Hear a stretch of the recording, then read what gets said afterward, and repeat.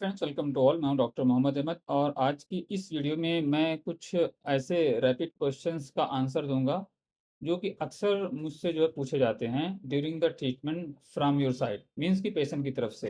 हालांकि मेरा इसके ऊपर एक रिकॉर्डेड वीडियो ऑलरेडी जो है उन सारे पेशेंटों को सेंड किया जाता है जो हमारे अंडर ट्रीटमेंट हैं, और वो वीडियो यूट्यूब पे अपलोडेड नहीं है, मींस कि वो अनलिस्टेड है, सबको नहीं मिलता वो मनली जो है मेरे जो पेशेंट है अंडर ट्रीटेड उन्हीं को दिया जाता है। फिर भी उसके बाद भी कुछ और मजीद क्वेश्चंस होते हैं जो उनके मन में कुछ और डाउट्स होते हैं जो अक्सर मुझे मैसेज करके पूछते हैं। तो कुछ यहाँ पे क्वेश्चंस हैं जो अक्सर मुझसे पूछे गए हैं, तो मैं चाह रहा हूँ कि उनका मैं आंसर कर दूँ ताकि ये वीडियो अवेयरनेस की कैटेगरी में एक और स्टेप जो है आगे का हेल्प हो जाए उन पेशेंटों के लिए जो जिनके मन में इस तरह के डाउट्स हैं। सबसे पहला क्वेश्चन जो मुझे आया था वो है कि सर, हम बेसन, चना, मूंगफली की दाल, आइसक्रीम ये खा सकते हैं कि नहीं? तो देखिए, ऑलरेडी हमने वीडियो में दाल को अगर मना किया है तो इट मीन्स कि उसमें ये सब इंक्लूड हो गया। बेसन, चना, मूंग की सारी दलहनी चीजें मना हो गई हैं, उन सबको नहीं खाना है। रही आइसक्रीम की बात, तो ऑकेजनली आप कभी कभी इस्तेमाल कर सकते हैं क्योंकि इसके अंदर स्वीट कंटेंट होता है, तो इस बेस पे ज्यादा आइसक्रीम का इस्तेमाल ना करें, कहीं ना कहीं कॉन्स्टिपेशन का भी इश्यू क्रिएट करेगा, तो इसलिए ज्यादा आइसक्रीम का इस्तेमाल ना करें। ऑकेजनली कभी एक दिन आपने अगर खा लिए तो सेकेंड डे छोड़ के थर्ड डे वगैरह इस तरह से ऑकेजनली कभी कभी, और वो भी एक से ज्यादा नहीं। नेक्स्ट क्वेश्चन है मीठा। तो मीठा ऑलरेडी हमने आइसक्रीम में ऐड कर दिया। किसी भी तरह की मीठी चीज़ आप ज़्यादा इस्तेमाल ना करें। स्वीट में जो है गुड़ को थोड़ा बहुत अगर कहीं पे इस्तेमाल करना है तो कर लें, ज़्यादा नहीं। बाकी शुगर डायरेक्ट इंटेक तो बिल्कुल ही मना है। इस वक्त सीजन चल रहा है जो कि मैंगो का, तो अक्सर ये क्वेरी कई पेशेंटों की तरफ से आती है, सर क्या हम मैंगो खा सकते हैं? और दूसरा उसी के साथ एक और रहता है, सर क्या आप पेड़ का पका हुआ खा सकते हैं? क्योंकि मोस्टली जो है वो कार्बाइड में पकाया हुआ रहता है, तो इसलिए उनका एक एक्सक्यूज रहता है और सोचते हैं कि शायद डॉक्टर की तरफ से हमें जो है परमिशन मिल जाए मैंगो, वो भी पेड़ का पका हुआ खाने के लिए, तो वो इसलिए मैसेज करते हैं। तो मेरी तरफ से ना, टोटली नो है, क्योंकि बहुत ही स्वीट होता है एक चीज। दूसरे, अक्सर आम खाने के बाद फोड़े फुंसी जिस्म में कहीं ना कहीं निकल जाते हैं, ये प्रैक्टिकली जो है एक्सपीरियंस करके देखा गया है, ऐसा होता है। इसलिए प्लीज ड्यूरिंग द ट्रीटमेंट बिल्कुल अवॉइड करें, किसी भी तरह का आम ना खाएं, चाहे वो पेड़ का पका हो या जमीन पे पकाया गया हो कार्बाइड से या एनी सोर्स से।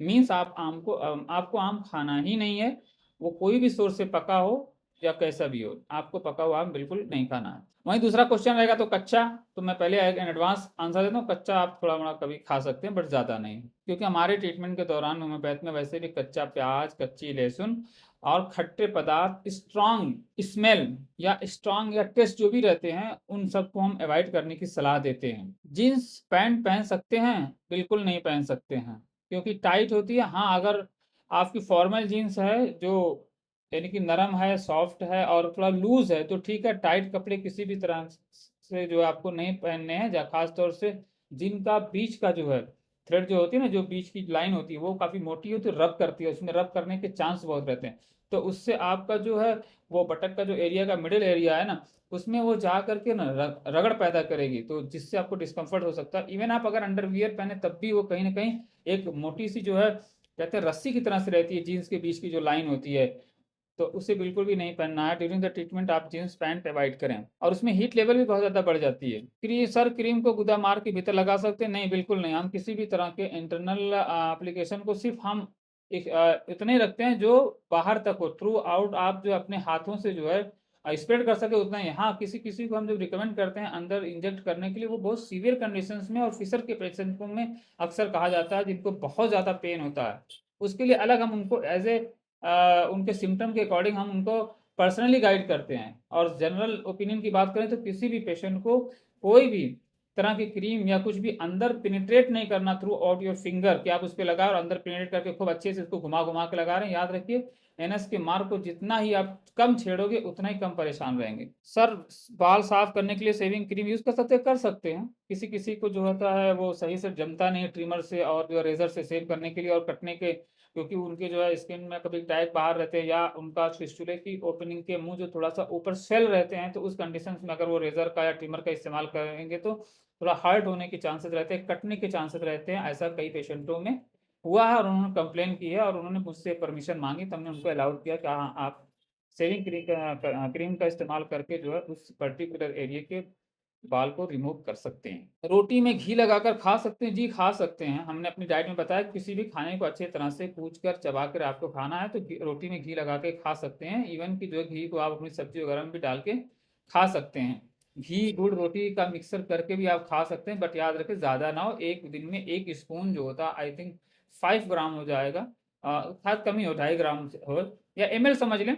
तो मैं समझता हूँ 2.5 एमएल से 5 एमएल, इससे ज़्यादा जो घी आपको पर डे के हिसाब से ज़्यादा कंज्यूम नहीं करना चाहिए। हाँ, अगर कुछ लोग फिजिकल एक्टिविटी ज़्यादा करते हैं, जैसे लेबर का ग्रुप होता है, वो उससे ज़्यादा खा के उसे डाइजेस्ट कर सकते हैं। तो it's also depend on your work और आपकी जो फिजिकल एक्टिविटी पे डिपेंड करता है। नेक्स्ट क्वेश्चन है, सर खाने में दही खा सकते हैं? सुबह 10:30 बजे मैं खाना खाता हूँ। तो देखिए, दही मोस्टली जो आपको दोपहर में खानी चाहिए, सुबह में या शाम में ज़्यादातर नहीं लेनी चाहिए।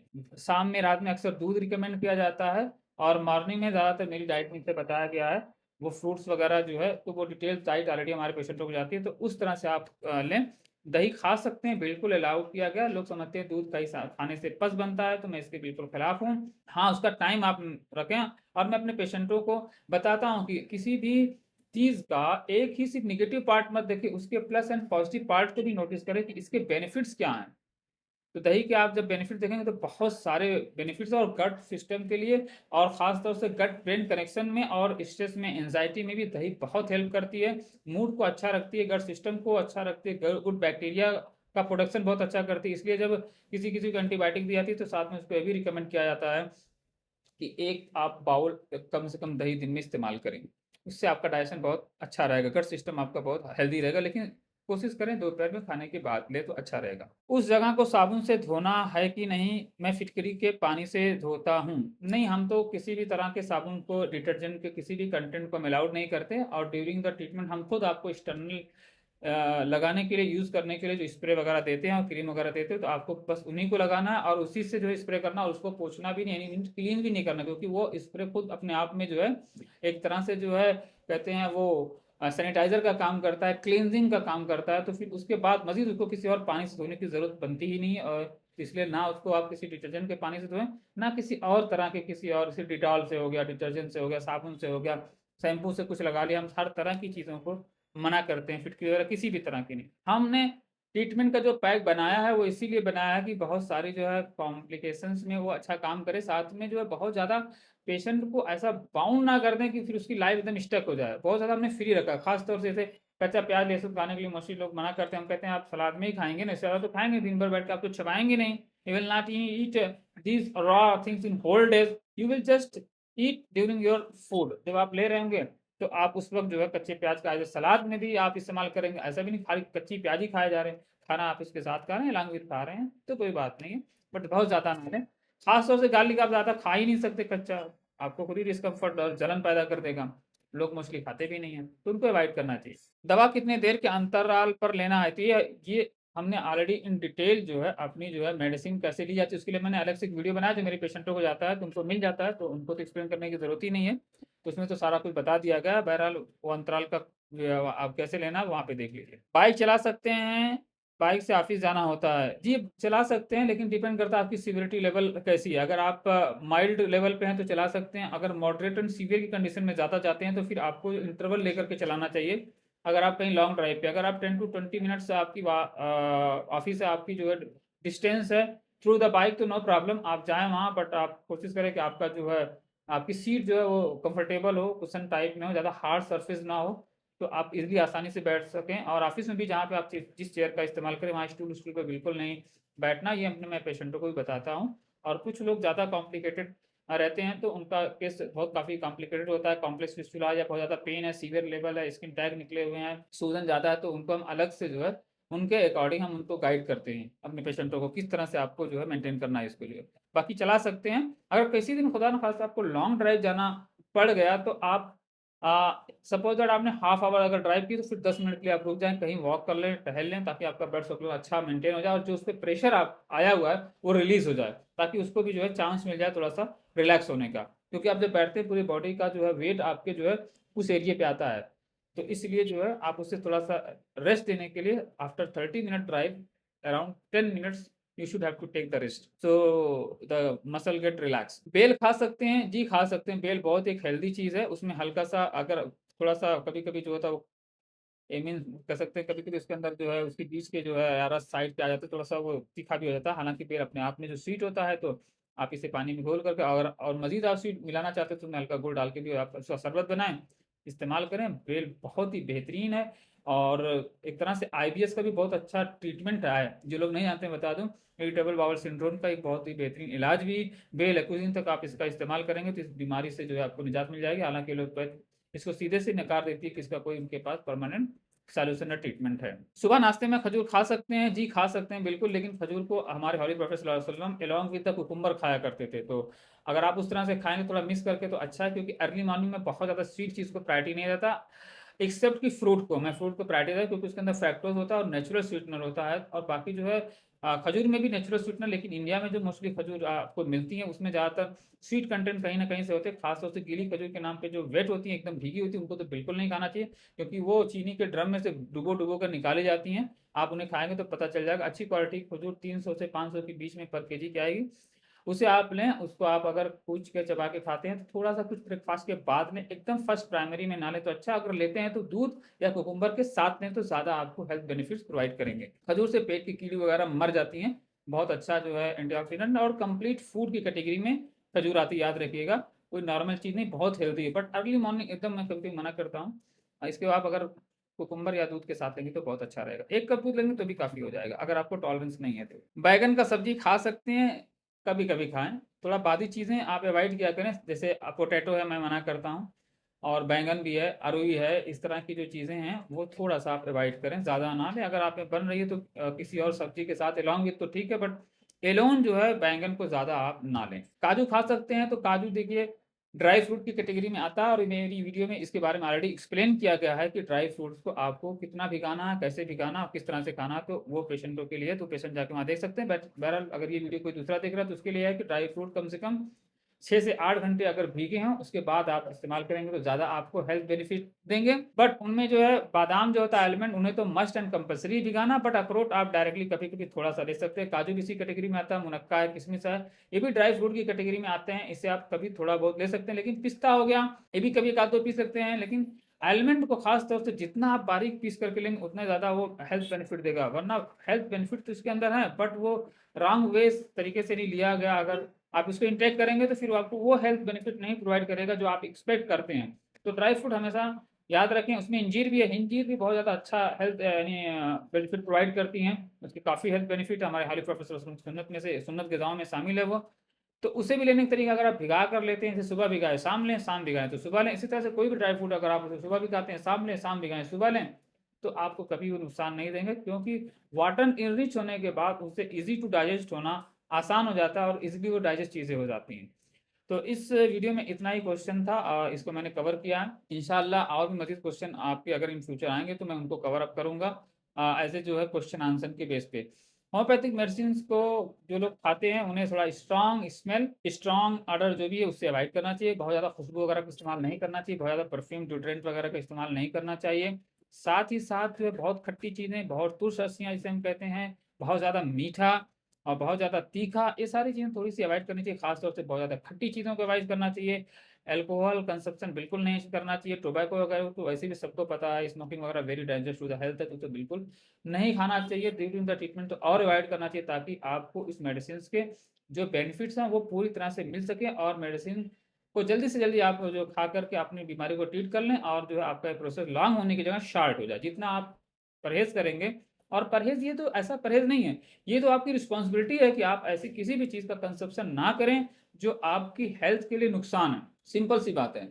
इसमें कोई डॉक्टर्स बताए तभी ज़रूरी नहीं है। ऐसी हर वो चीज़ जिसे आपको समझ में आ रहा है कि जेन्युइन ये this is not good for my health, तो आपको उसको अवॉइड करनी चाहिए।